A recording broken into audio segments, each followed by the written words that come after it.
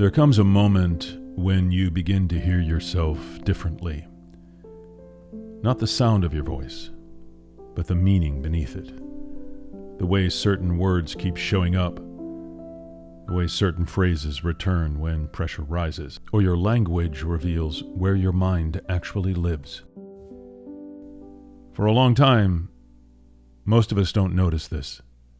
We think words are just expression, a way to explain what we feel.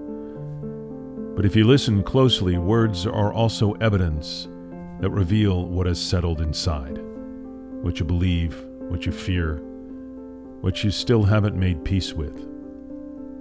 I started noticing this in myself, not in the big moments, but in the quieter ones. The private conversations, the passing moments, the things I said without thinking. Sometimes the words carried steadiness, sometimes they carried tension that I hadn't yet admitted, and that was revealing. Because your words often know what your conscious mind is still trying to avoid. The things you repeat are rarely accidental. They become tracks, mental grooves, a familiar way of relating to yourself, to your life, to the future. And once a phrase settles in, it begins to shape more than conversation. It begins to shape perception. If your words are always braced, your life begins to feel braced.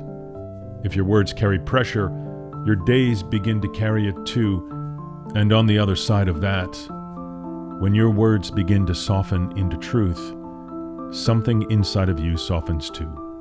Not because words are magical, but because words reveal orientation. They show you where your attention is resting, where your identity is settling. The way you speak about your life is often the way you are living it. I think that's why certain sentences stay with us for years, not because they were dramatic, but because they named something we already knew. A truth that had been there waiting for language. And once it had language, it had shape. That's what I've come to respect. The quiet responsibility of listening to the words I use most often, to understand them, to ask, what is this sentence telling me about where I actually am? Or what am I reinforcing without realizing it? What am I carrying forward every time I repeat this? Because repetition becomes reality. It's not instantly, but gradually, subtly. A sentence repeated enough times stops sounding like language, and it starts sounding like identity. And that's why reflection matters, not on what happened, but on how you are describing what happened. Because in that description, you'll often find the deeper truth, the truth beneath the event, the meaning you assign to it, the story you've been rehearsing. And once you hear that story clearly, you have a choice. Continue repeating it, or choose words that reflect the person you are becoming. And that's alignment.